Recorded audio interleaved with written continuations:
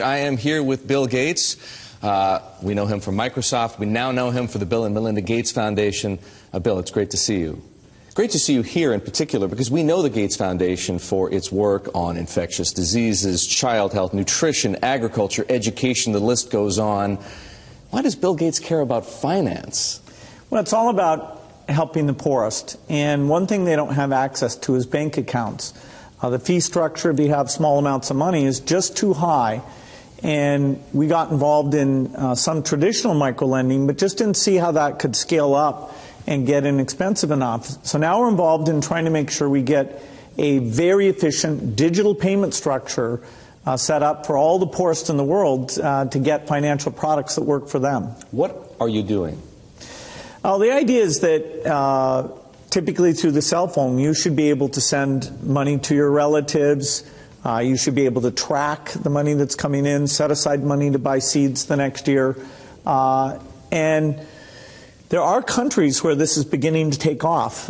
Kenya, Bangladesh, even Somalia, maybe the last country you'd suspect up in Somaliland, almost half of the GDP is done digitally.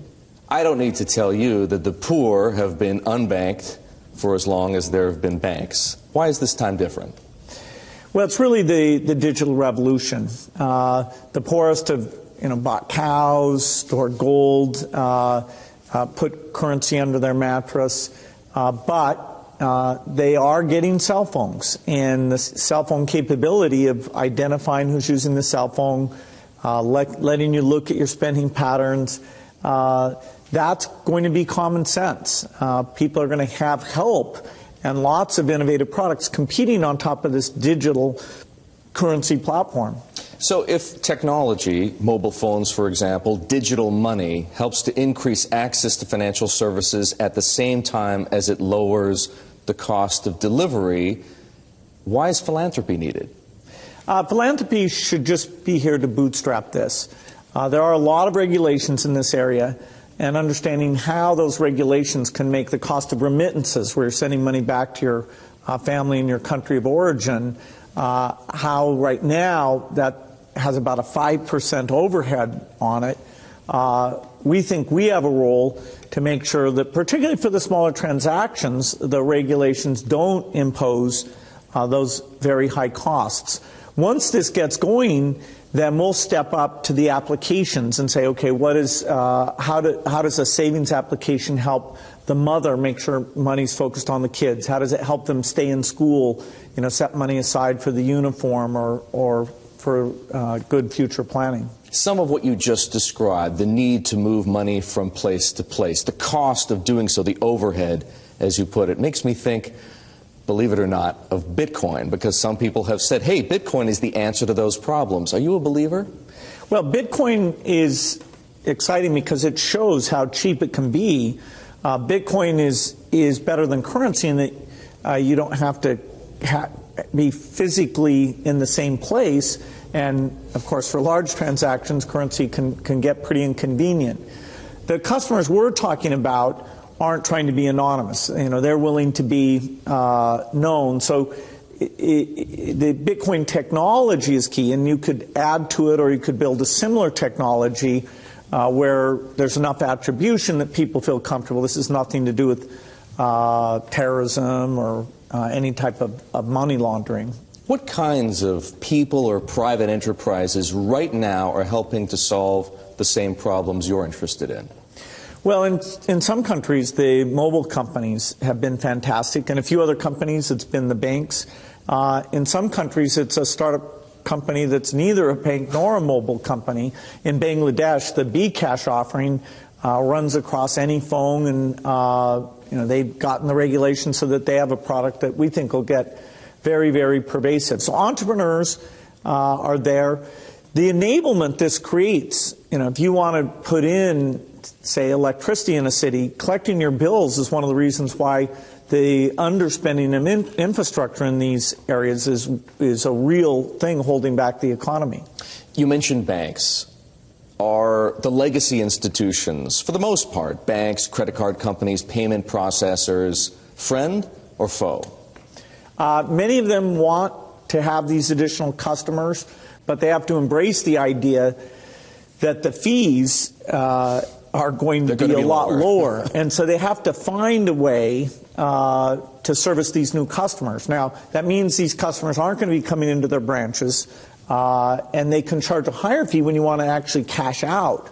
But if it's a pure digital transaction, then, you should be paying, less than 1% to move that money from you to a merchant or from you to a friend, even with meeting all the regulatory requirements. Don't you expect them to stand in your way to protect their margins? Well, it's a competitive field, and governments have a real interest in seeing this happen. Governments often want to make payments to the poorest, and if they can identify them and get that money out to them efficiently, countries like Mexico and Brazil have shown that's a way to lift people up. So the government, if they understand this, will usually want to create a competitive framework that draws people in to this. I think the capitalistic framework, with a little help from the government, will work well. The profit motive will take over. Yes, although banks are going to have to change their business model. The profits they'll be seeking will be different than the profit sources they get today. What about the risks? Security on the one hand, and the potential for abuses like we saw in subprime on the other hand. Yeah, the whole financial market, you can have deposits that get lost, you can have money stolen, you can have misrepresentation. All those things have to be thought through in this new model. Now, when it's tiny bits of money that are moving around, and it's more of a savings-oriented approach, the room for abuse is much lower there. But honesty, making sure that the people who really hold these deposits are able to stand behind them. Some of those basic requirements will still be necessary. Bill, a lot of people say Apple Pay is going to transform the financial services industry. What do you think? Well, Apple Pay is a great example of how a cell phone that identifies its user in a pretty strong way lets you make a transaction that should be very, very inexpensive. So the fact that in any application I can buy something, that's fantastic. The fact I don't need a physical card anymore, I just do that transaction, and you're going to be quite sure about who it is on the other end. That is a real contribution. And all the platforms, whether it's Apple's or Google's or Microsoft, you'll see this payment capability get built in. That's built on industry standard protocols, NFC, and these companies have all participated in getting those going. Apple will help make sure it gets to critical mass for all the devices. Have you asked or considered asking Tim Cook to help you with what you're doing? No, the kind of basic things underneath aren't the things that Apple Pay was involved in. Apple Pay will take anybody they've signed up for the payment instrument. So they're not involved in driving the efficiency and the super, super low fees for low amounts of money. Now, of course, when we get these things, as they branch out in other countries, having interoperability for people who happen to buy their devices will be worth doing. Here's a question for you. You were talking about wallet PCs and digital money 20 years ago in your book, The Road Ahead. How come Microsoft hasn't entered this market already? Well, Microsoft has a lot of the banks using their technology to do this type of thing. And the mobile devices, the idea that a payment capability and storing the card in a nice secret way, that's going to be there on all the different platforms. So the vision, we've got, Microsoft had a really good vision in this. My time on this area is all foundation focused. But you're advising Satya Nadella, the new CEO, on technology and strategy. Should Microsoft be a player in this business the way that Apple has become a player now, and Google has its own digital wallet product, and PayPal is being spun off from eBay? It's certainly Microsoft should do as well or better, but of all the things Microsoft needs to do in terms of making people more productive in their work, helping them communicate in new ways, it's a long list of opportunities Microsoft has to innovate. and taking office and making it dramatically better would be really high on the list there. That's the kind of thing I'm trying to help make sure they move fast on. Is Satya Nadella moving fast enough? I'm very happy with what he's doing. I see a new sense of energy. There's a lot of opportunity there. Some things the company isn't the leader on, and he sees that he needs to change that.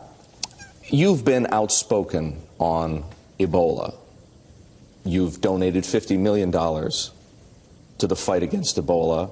And you've been more optimistic about the chances of containing and controlling the outbreak in West Africa. But we last heard from you on that subject before the patient was diagnosed in Dallas. What do you think now? Well, I think that reminds people we do have an ongoing tragedy, and it's really awful. There's 22 million people in those 3 countries, and we need to get this under control, because not only are people dying of Ebola there, the health systems are shut down. So all the other diseases, measles, malaria, there's even more deaths taking place there. At the same time as we get it shut down in those 3 countries, we need to make sure it doesn't spread to other countries.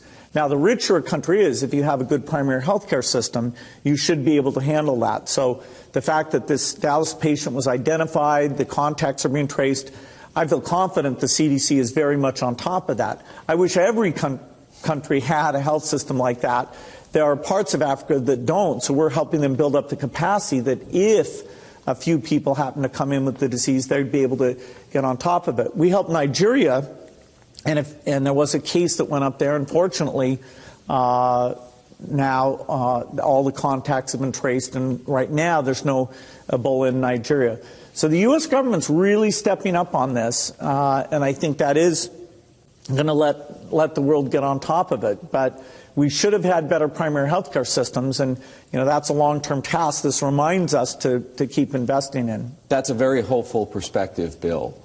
What if people don't see it your way? What if panic takes over? Well, I would say that if the U.S. government didn't have CDC, they didn't have the Department of Defense, they weren't working with other countries to get volunteers to come in, then the treatment capacity would not get to the point where, as people get sick, they're able to come in and be treated and not infect other people. So without this U.S. leadership on this, you could see large numbers of people, not just in these countries, but a lot of spread. So this is a very big challenge we've been faced with. I think our tools and response, our generosity is going to be up to the challenge, even though the death toll will be quite significant. I'm just impressed that the U.S. really, despite all the other world leadership things they're doing, really put this to the top of the list, and even got the Army and their top people involved. And our foundation is partnering with them to help in any way we can. Bill, so much of the work that you do is in the developing world. It makes me wonder, what do you think of this country's prospects? Well, the United States is an amazing country with great opportunities, and I get to see all the innovation that's taking place here. The issue my wife and I decided to focus our U.S. philanthropy on is education. Sure. Whether it's the economic strength of the country or the commitment to social justice, that every kid will have an opportunity to have great success. The fact that our education system is so weak, particularly in the inner cities, means that we're not exercising our full potential. So that's been a huge effort for us. It's another place where technology could come in, but we've got to get the policies right. We've got to be willing to change things, help teachers learn from other teachers. It's a critical issue. Do you see signs of improvement yet? I see points of improvement. So the overall aggregate numbers of how good American students are at math or graduating from high school or college, those have not improved a lot in the last 10 years we've been in this. But if you go visit a charter school, you can see that the right practices are doing a great job even for inner city kids. If you go see the latest in technology, I was in New York City a few days ago seeing personalized math learning called School of One. That really has a lot of promise. So I'm optimistic about the next 10 years, but no, the reform movement has not yet made a dramatic improvement in our education, while other countries are doing a far better job. Bill, for all the work that you and your wife Melinda do in this country, in education, for example, or overseas, financial services for the poor, as I mentioned before, nutrition, agriculture, child health, you've said, in fact, you said it just a couple of days ago, that you can't spend your money fast enough. What do you do about that problem? Well, I don't think I say I'm worried about the rate of spending. We've picked important problems, and we are lucky that we can help provide resources to the very best scientists working on malaria, the very best people going out in the field and working to finish polio eradication. Despite all these challenges that Nigeria has with an election coming up and Boko Haram, even the Ebola that was solved there, we think in the next year we'll get the number of polio cases down to 0. And that would be the last country in Africa that we've never eliminated polio in. So we're moving fast to reduce childhood deaths, improve malnutrition, and a lot of that's funding science. A lot of it's funding heroes who go out and actually deliver to those in need. I have one last question for you. Will we see you courtside at the Staples Center cheering on the Clippers with Steve? I'm not a guy who spends a ton of time watching sports games, but my friends who own teams, I enjoy spending time with them. So, at some point, probably. All right. I want to thank you very much for spending time with me here in Boston, talking about an issue that's very important to you, financial services for the poor. There are bankers here whom you need to talk to. I know they're waiting to hear from you. Bill Gates, co-chairman of the Bill and Melinda Gates Foundation.